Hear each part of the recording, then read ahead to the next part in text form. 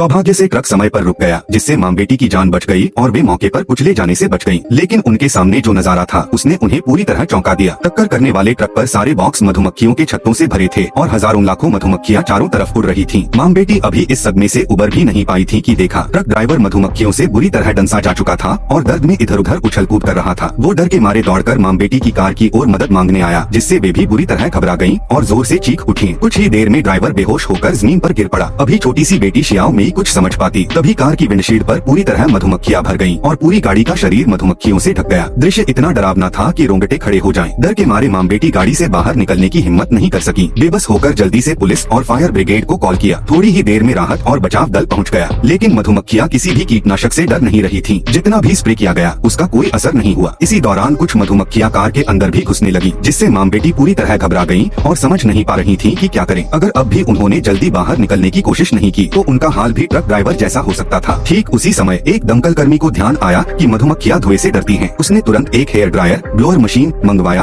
और कार की ओर लगातार गर्म हवा और हल्का धुआं छोड़ना शुरू किया। अंततः मधुमक्खियां धीरे धीरे वहाँ से उड़ने लगी और माँ बेटी की जान बच गई।